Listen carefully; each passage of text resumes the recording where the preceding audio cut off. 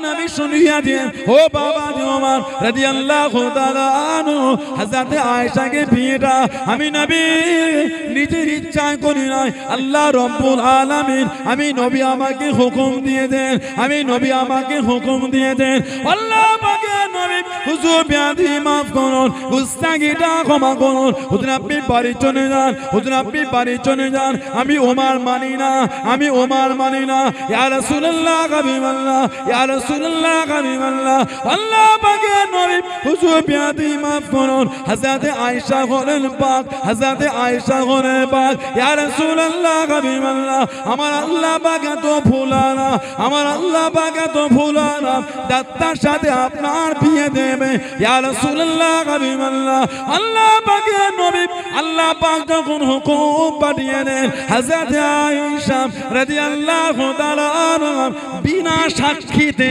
পাক জনে বলেন সুবহান আর একটু জোরে বলুন সুবহান সাইয়্যিদা তাহিরা তাইয়্যিবা আয়েশা রাদিয়াল্লাহু তাআলা আনহা সাইয়্যিদা তাহিরা তাইয়্যিবা আয়েশা রাদিয়াল্লাহু তাআলা আনহা আমাদের মায়ের নামে জিনা তোহমত দিয়ে দিল যার প্রথম কাতারে ছিল আব্দুল্লাহ ইবনে উবাই ইবনে সুলুল মুনাফিকদের সরদার সারাটা জীবন নবীর পিছনে নামাজ পড়েছে একদিনের জন্য উযু করে না ওর কীর্তি দেখেছে নাউজুবিল্লাহ বললেন সারা জীবন নামাজ পড়লো উযু করে বিনা উযুতে পড়তো এই বেঈমান মুনাফিক আল্লাহর রাসূল হিজরত করার আগে মদিনা শরীফে সব নেতা নির্বাচন হচ্ছিল লিস্টের মধ্যে ওর নামটা ছিল ও নেতা হবে যেই আমার নবী হিজরত করে এসেছে ওর নেতা ভেস্তে গেছে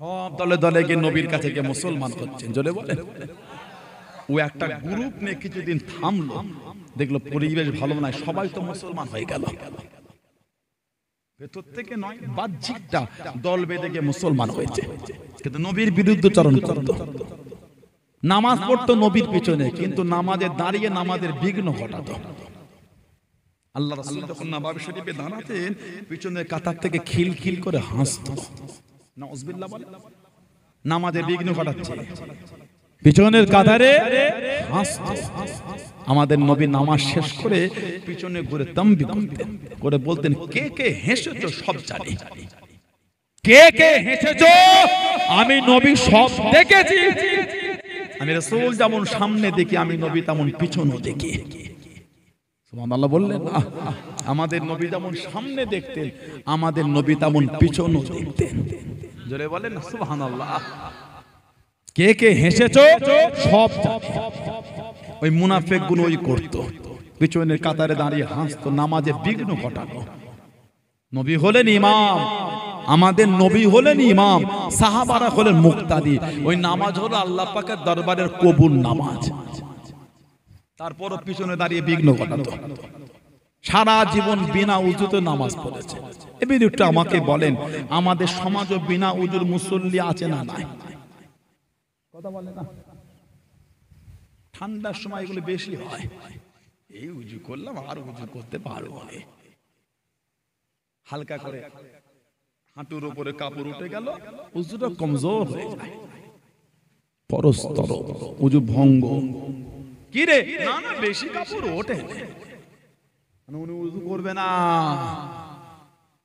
ছোট বড় দুটো কথা বলে দিল ওই তুই কি বলে উযু কর না রে কিছু বলিনি মানে ঠান্ডা লাগছে না উযুর ফরজ কটা উযুর ফরজ বলে কটা বলে কটা চারটে ফাগসিলু উযুহাকুম ওয়া আইদিয়াকুম ইলাল মারাফিক আমসাউ বিরুসিকুম ওয়া আরজুলাকুম ইলাল কাবাইন ফাগসিলু উযুহাকুম ওয়াজহুন মানে চেহারা গাসালা ইয়াগসিলু মানে ধৌত করা ধোয়া ফাগসিলু উযুহাকুম ওয়াজহুন মানে চেহারা এই মুখটাকে ধোয়া একবার ফরজ তিনবার সুন্নাত দাঁড়িয়ে আছে দাঁড়িয়ে মুখে পানি দিয়ে দাঁড়ির গোড়াগুলোকে ভালো করে খেলাল করতে হবে যেন এই চুলের গোড়াগুলিতে পানিটা পৌঁছায় দেখবে জুমার দিন এগুলো পাবে কিছু কিছু ছেলে উযু করে মসজিদে গেল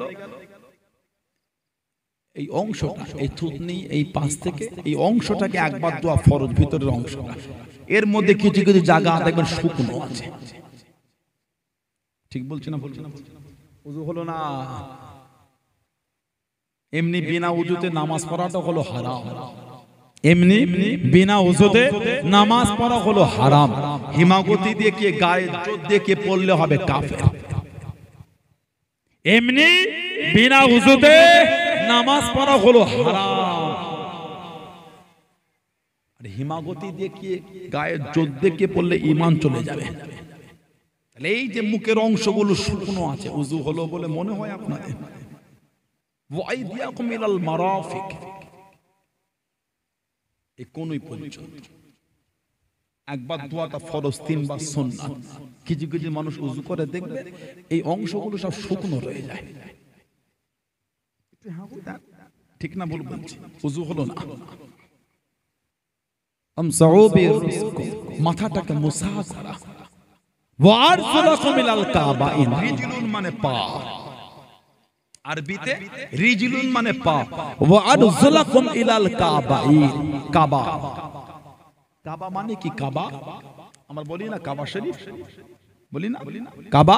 কাবা মানে কি? ওটার নাম কিন্তু কাবা না, ওটার নাম মসজিদুল হারাম। কোরআন শরীফে আল্লাহ পাক বলেছেন সুবহানাল্লাযী আসরা বিআবদিহি লাইলান মিনাল মসজিদুল হারাম ইলাল মসজিদুল আকসা, লাইলা মিনাল মসজিদুল হারাম ইলাল মসজিদুল আকসা। মেরাজের রাতে আল্লাহ পাক আমাদের নবীকে মসজিদুল হারাম থেকে মসজিদুল আকসায় আল্লাহ সায়ের করিয়েছেন, ভ্রমণ করিয়েছেন। জোরে বললেন না? যে মসজিদ আকসার উপর ওই ইসরাইলের কাফের জাহান্নামীগুলো বোম ব্লাস্ট করছে, নাউজুবিল্লাহ বলে।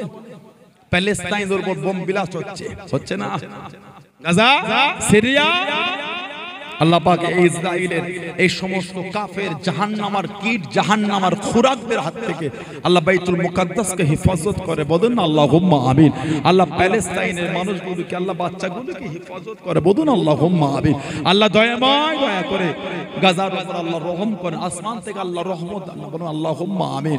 আল্লাহ ইসরাইলের কাফেরদের উপর আল্লাহ গজব দেন। বলেন আমিন, বলেন আমিন, জোরে বলেন আল্লাহুম্মা।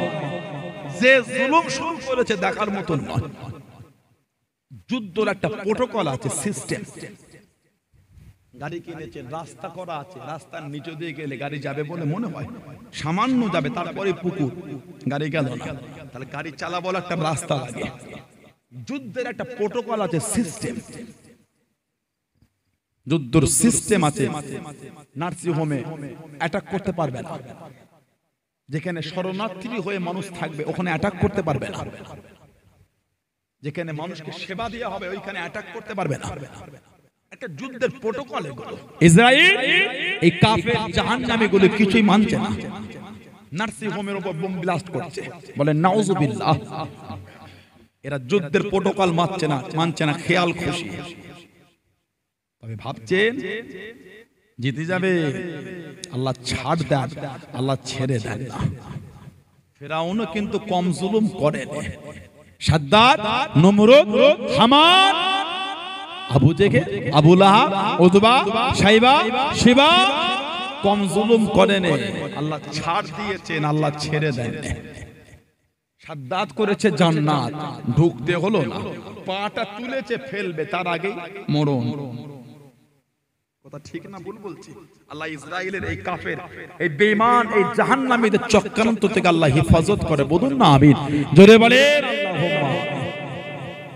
কাবা মানে কাবা, কাবা মানে কি? কাবা মানে হলো টিলা, উঁচু বা চাদর দিয়ে ঢাকা।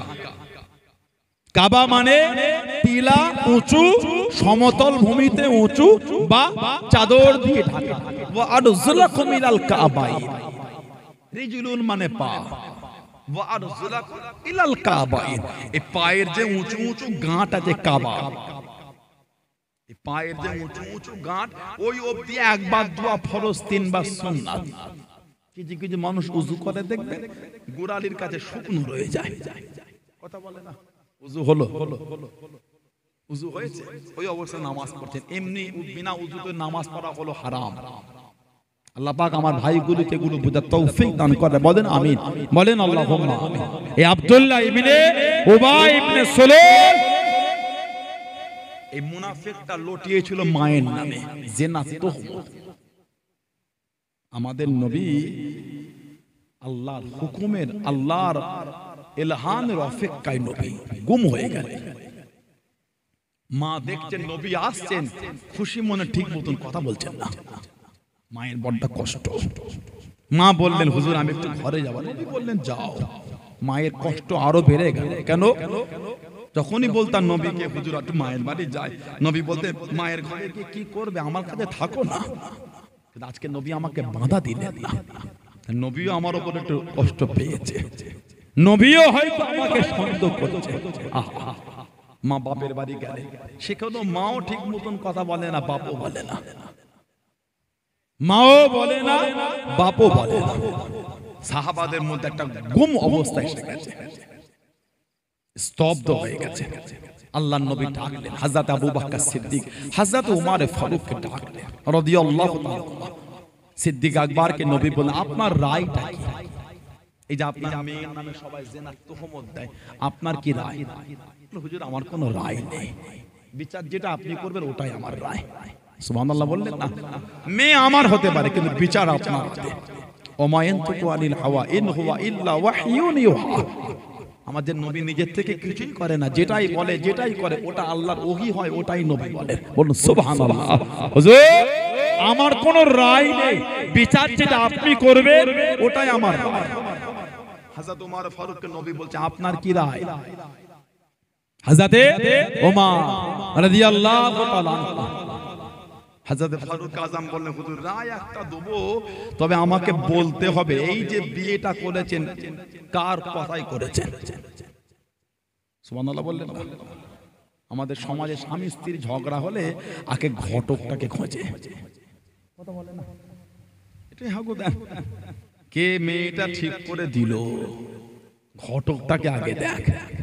হযরত ওমর রাদিয়াল্লাহু তাআলা বলেন হুজুর বেয়াদবি মাপ চাই, রায় আমি একটা দেব, তবে আমাকে আগে বলতে হবে কার কথায় বিয়ে করেছেন। কেন ওমর হুজুর বলেন রায় আমি একটা দেব। আল্লাহ নবী জানিয়ে দিলেন, ও যুবক আল্লাহ নবী শুনিয়ে দিলেন, ও বাবা ওমর রাদিয়াল্লাহু তাআলা আনহু হযরত আয়েশাকে বিয়েটা আমি নবী নিজের ইচ্ছায় করি নাই, আল্লাহ রাব্বুল আলামিন আমি নবী আমাকে হুকুম দিয়ে দেন, আমি নবী আমাকে হুকুম দিয়ে দেন। আল্লাহ পাকে নবী হুজুর বিয়াদি মাফ করুন, গুস্তাগিটা ক্ষমা করুন, হুজুর আপনি বাড়ি চলে যান, হুজুর আপনি বাড়ি চলে যান, আমি ওমর মানি না, আমি ওমর মানি না।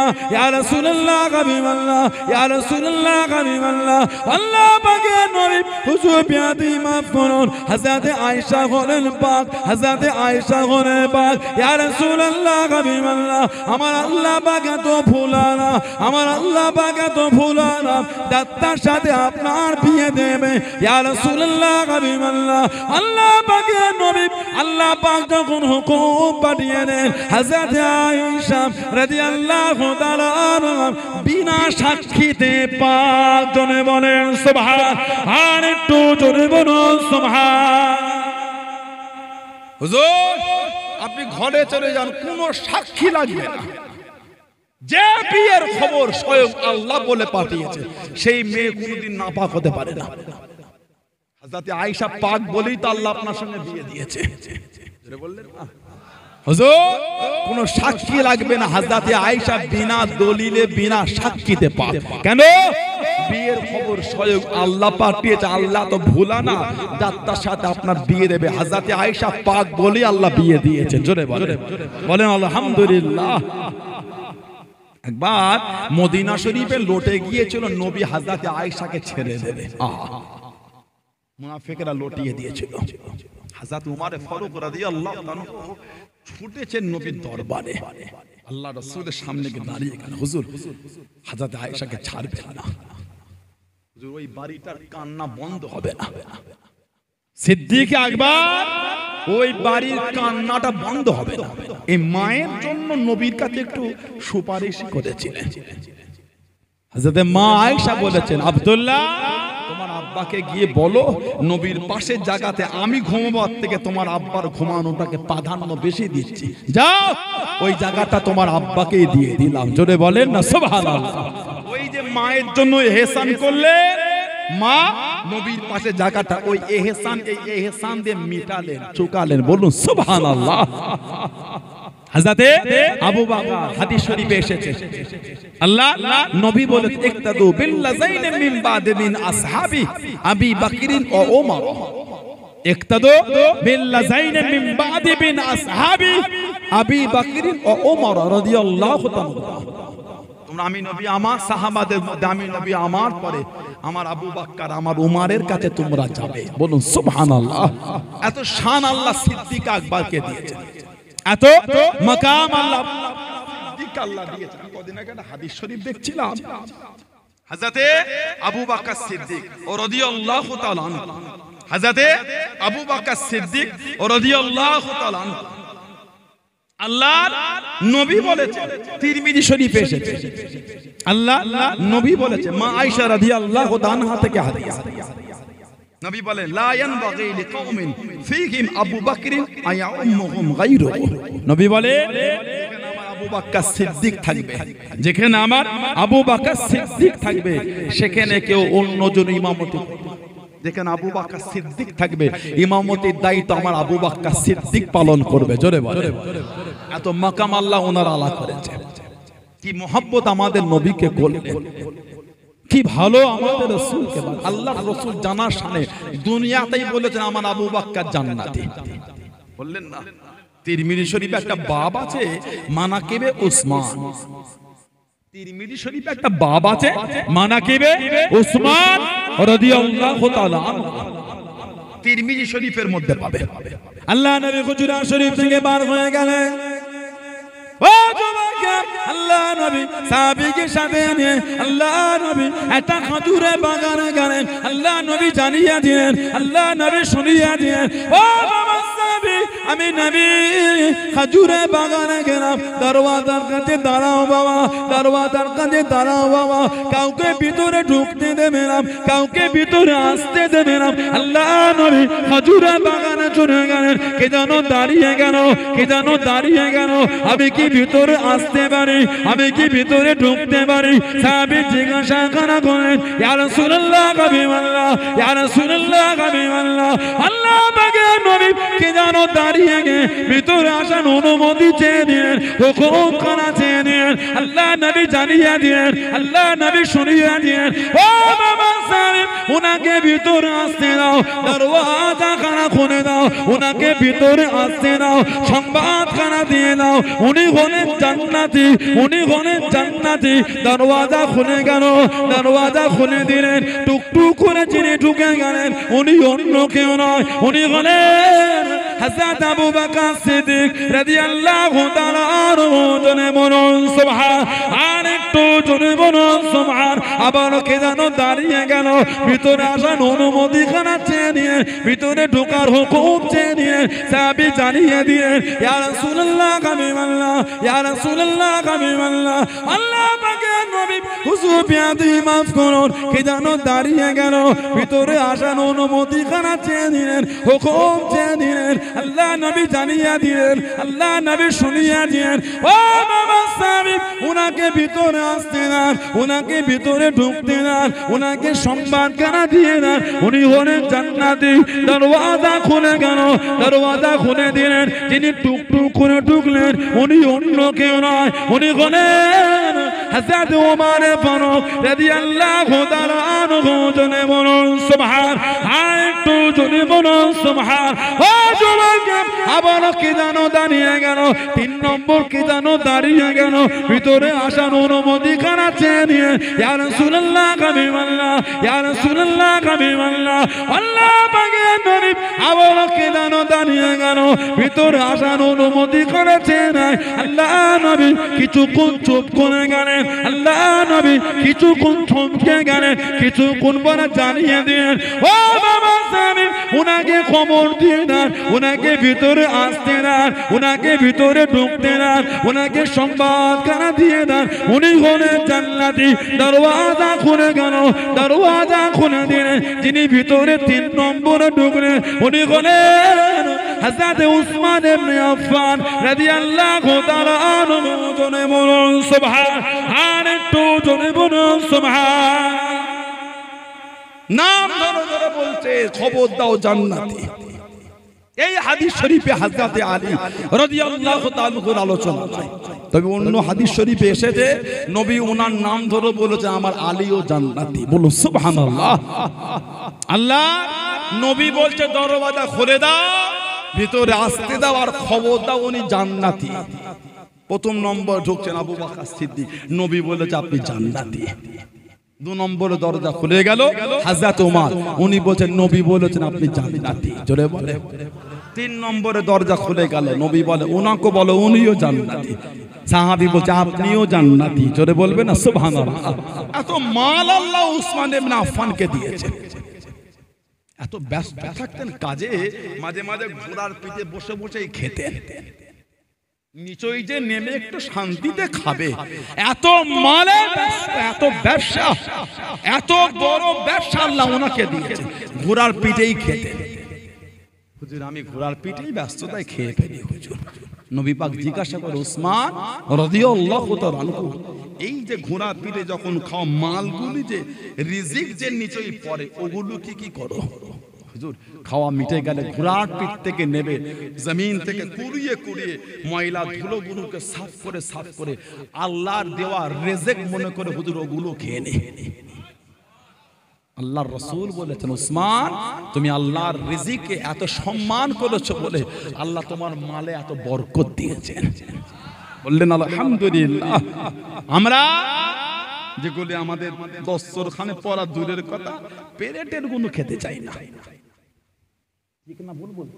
ওই জন্য খেতে গেলে দস্তরখান বিছিয়ে খেতে হয়। দস্তরখান বিছিয়ে খাওয়াটা হলো সুন্নাত। খাবারও একটা পদ্ধতি আছে, ইসলাম এটা শিষ্টাচার, এটা একটা বিধান একটা।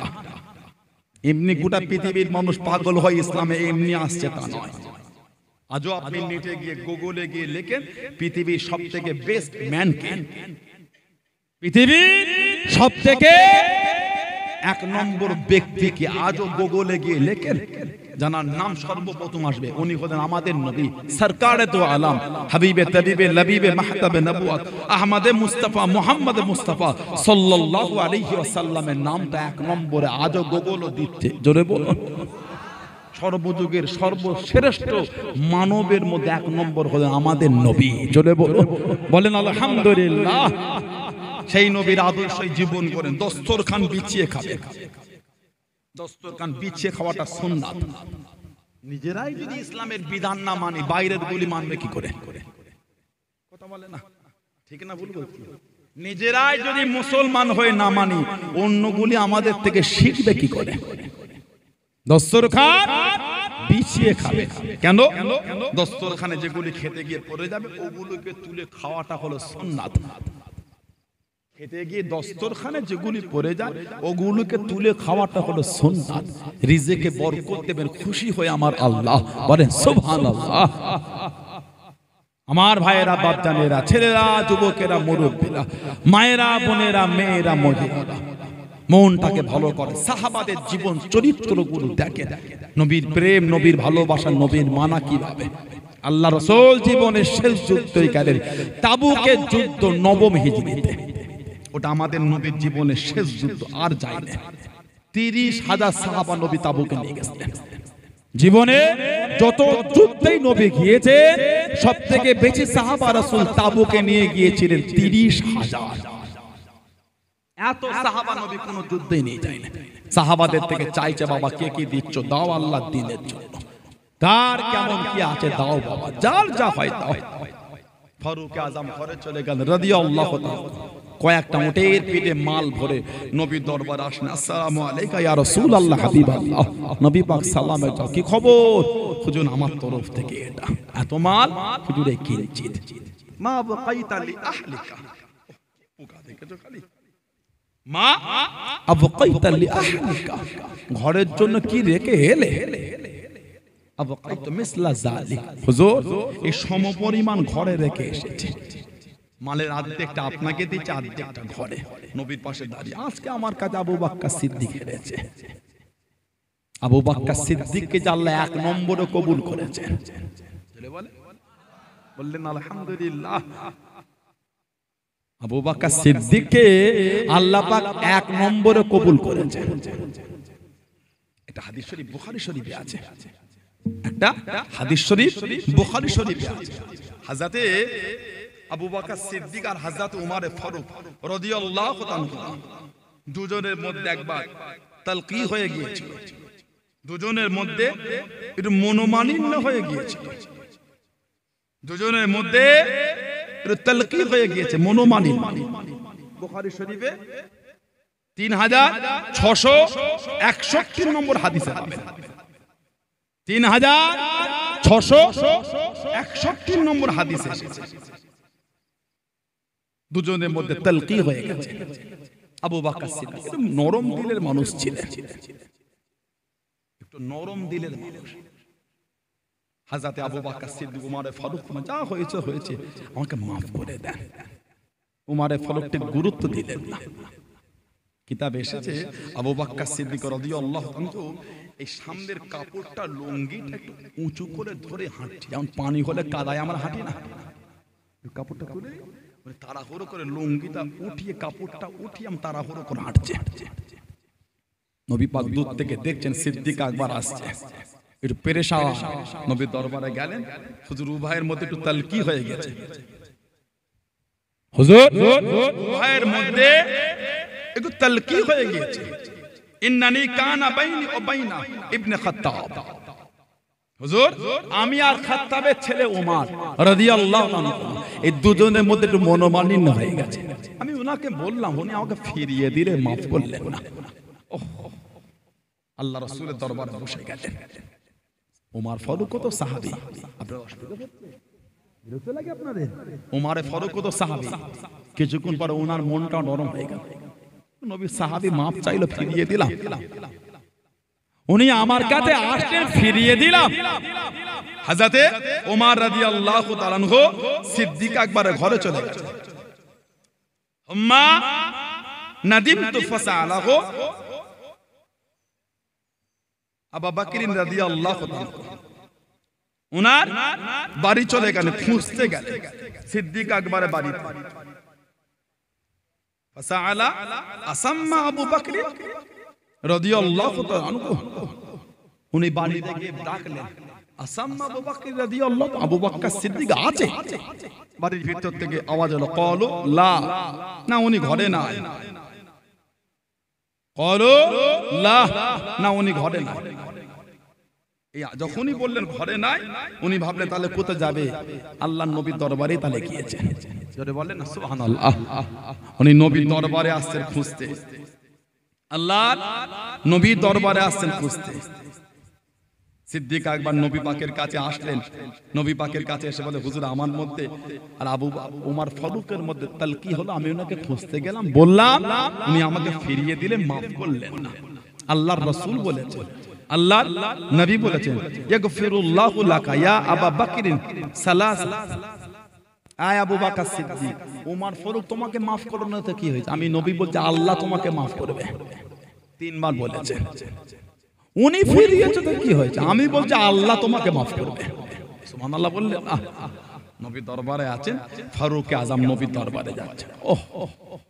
কিতাব হাদিস শরীফে এসেছে, নবী পাক যখন ওমর ফারুককে দেখলেন, আল্লাহ রাসূলের চেহারা শরীফের রংটা পাল্টে গেল। নবী পাকের চেহারা শরীফের রংটা পাল্টে গেল। সিদ্দিক আকবর বুঝে নিয়েছেন আমার নবী একটু রাগান্বিত। উনি উঠে এসে এই হাঁটুর সাথে নবীর হাঁটুটাকে মিলিয়ে দিয়ে এই হাতটা কেটে নবী পাকের হাঁটুতে বোলাচ্ছেন আর বলছেন, হুজুর দোষটা ওনার নয়, দোষটা আমার। সুবহানাল্লাহ বললেন না। সাহাবাদের কি বিচার, আল্লাহু আকবার। হুজুর অন্যায়টা ওনার নয়, ভুলটা আমার। নবী পাকের হাঁটুতে হাত বুলাচ্ছেন, সিদ্দিক আকবর বলছে হুজুর অন্যায়টা আমার। হুজুর ফারুক আযম নবী পাকের কাছে আসলেন, সালাম দিলেন। আল্লাহ রাসূল বলে কি ব্যাপার, তোমার কাছে আমার আবু বকর সিদ্দিক মাপ চেয়ে তুমি ফিরিয়ে দিলে? তোমার কাছে আমার আবু বকর মাপ চাইলো, ফিরিয়ে দিলে? তুমি আমার আবু বকরকে চেনো? আল্লাহ রাসূল বলেছেন, আল্লাহ নবী বলেছেন, আমি নবী যখন দ্বীনের খিদমত শুরু করলাম, নবী যখন দ্বীনের দাওয়াত দিলাম, ফাকুলতুম কাযাবতা ওয়া ক্বালা আবু বকর সাদাকা, আমি যখন দ্বীনের দাওয়াত দিচ্ছিলাম তোমরাই তো আমাকে মিথ্যাবাদী বলেছিলে। আবু বকর সিদ্দিক সাদাকা, আমার আবু বকর সিদ্দিক সেই দিন কিন্তু আমাকে সত্যবাদী বলেছিল। বললেন সুবহানাল্লাহ। সেদিন মাল এবং জান, মালিহি ওয়া নাফসি, তার নফস, তার জান এবং মাল আমি নবী আমাকে দিয়ে সাহায্য করেছে। তোমরা আমার আবু বকরকে কষ্ট দিচ্ছ। কিতাবে এসেছে এই হাদিস শরীফ, এই কথাটা বলার পরে যতদিন সিদ্দিক আকবর দুনিয়ায় ছিলেন সাহাবাদের মধ্যে কেউ উনাকে কষ্ট দেয়নি, কারণ উনাকে কষ্ট দিলে আমার রাসূলের চেহারা শরীফের রংটা পাল্টে যেত। সেই হযরত আবু বকর রাদিয়াল্লাহু তাআলা ওমর ফারুক নবীর পাশে আজকে আমার কাছে হেরেছে, উনি ঘরে চলে গেলেন। যা ছিল একটা গাঁটলিতে বেঁধে নবীর কাছে এসে সালাম দিলেন। তাবুকের যুদ্ধ, নবম হিজরি। নবী সালামের জবাব, নবীর কদমে মাল দিলেন। নবী বলে এত মাল? হুজুর এই কি রেখে, মা বাকাইতা লি আহলিকা, ঘরে কি রেখে এলে? ইয়া রাসূলুল্লাহ, হুজুর যা ছিল সব আপনার কদমে দিয়েছি। আবকাইতু লাহুমুল্লাহ ওয়া রাসূলুহু, হুজুর আল্লাহ আল্লাহর রাসূলকে ঘরে রেখে এসেছি, যা ছিল সব আপনার কদমে দিয়ে দিয়েছি। জোরে বলো সুবহানাল্লাহ। এটা ছিল সাহাবাদের মানা। আল্লাহ আমাদের কবুল করেন, আল্লাহ আমাদের সেই পথে চলা তৌফিক দান করে। বলুন আমিন। জোরে বলেন আমিন, জোরে বলেন আল্লাহুম্মা আমিন। একটু দরুদ শরীফ আল্লাহুম্মা।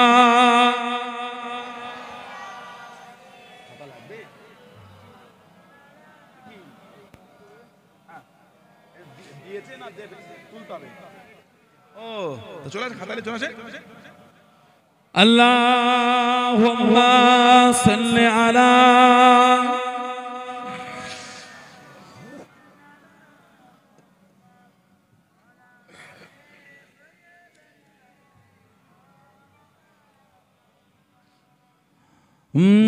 नाते मुस्तफा सुनकर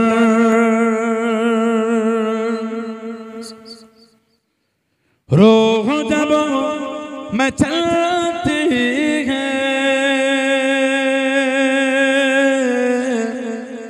नाते मुस्तफा सुनकर, नाते मुस्तफा सुनकर रूह जब मचलती है, नाते मुस्तफा सुनकर रूह जब मचलती है, नाते मुस्तफा सुनकर रूह जब मचलती है, नाते मुस्तफा सुनकर रूह जब मचलती है, तो आशिकों के चेहरे से, आशिकों के चेहरे से चांदनी निकलती है, आशिकों के चेहरे से चांदनी निकलती है, नाते मुस्तफा सुनकर के उनके सदके खाते हैं, उनके सदके पीते हैं, उनके सदके खाते हैं, काश नजर आते ख्वाब की दरीचे से, काश नजर आते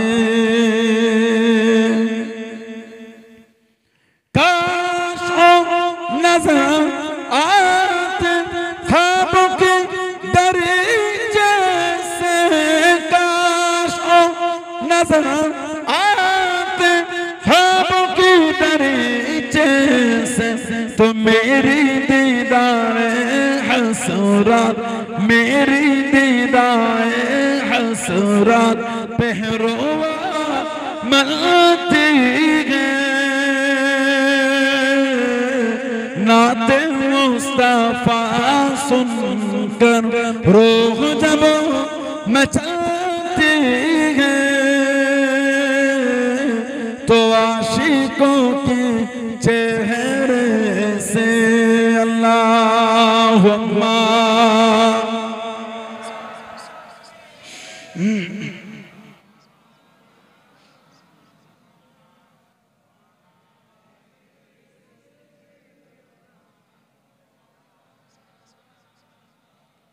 আমার ভাইরা বাপজানেরা ছেলেরা যুবকেরা মুরব্বীরা মায়েরা বোনেরা মেয়েরা মহিলারা মুক্তাসার করলাম আল্লাহ পাক কোনদিন তৌফিক আল্লাহ পাক যদি কোনদিন কবুল করেন দেখা হবে এই যে আমি আপনাদের দাদা পীরের আওলাদ আপনাদের কাছে আসলাম আমার আগে আমার ভাই আলোচনা করলেন আমার মাসুম ভাই আপনার পীরডাঙ্গা আমি জালালি রহমাতুল্লাহ আলাইহির আওলাদ আরো আলেম ওলামার নসিহত করে মাগরিবের পর হালকা জিকিরে মাহফিলও হলো এটাতে আপনারা খুশি না বেজার কি বলে অল্প খুশি না বেশি খুশি মক্তবটা কোন দিকটায় হচ্ছে এই যে মক্তবটা হচ্ছে এগুলো তো আচ্ছা এই দিকটা মক্তব এই রডগুলি সব উঠেছে এটা খুশি না বেজার অল্প না বেশি নারেই তাকবীর এতে হজল হুজুরটার বুটা শরীরে পোকা পড়ে গেল হুজুরকেও দাওয়াত করেছে পোকাগুলোকেও দাওয়াত করেছে